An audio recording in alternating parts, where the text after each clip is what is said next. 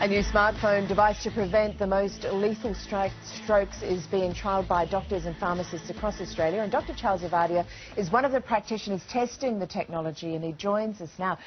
Thanks for coming in this morning. How does it work?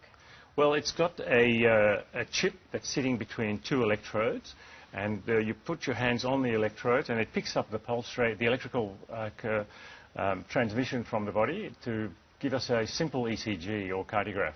So what do you get from that information that tells you whether or not a person might be at risk of stroke? Well, it's a fairly crude, simple ECG, but it gives us the very important information about irregular pulse rates. And that, I'll just turn this on and show it to you as it goes. So here I am holding it, and once it sees that it's stabilized, it'll take a reading for about 30 seconds.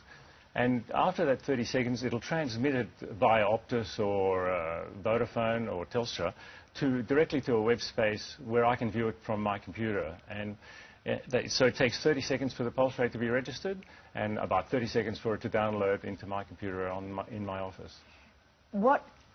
How can you explain to us the significance? How many people could this help? Okay.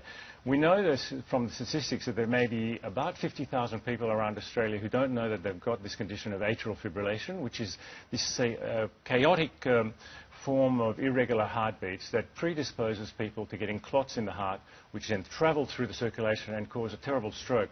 And people who've got atrial fibrillation get much worse strokes and are much more likely to die as a result of their strokes because of this irregular rhythm. So it will save lives? It will save lives. Thousands of lives. Thousands of lives. And the importance of it is that it's a simple mechanism to screen. As people become accustomed to it, like taking your pulse and blood pressure, when this becomes more commonly used, it'll be easy to test people's pulse rate fairly commonly, particularly in the high-risk age groups with people over the age of 65.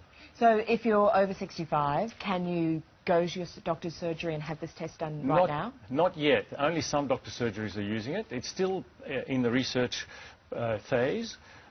Professor Ben Friedman has done a research study using pharmacists and using 1,000 patients, and he's shown from that there's maybe 1.5% of people who don't know that they've got atrial fibrillation who are in the community.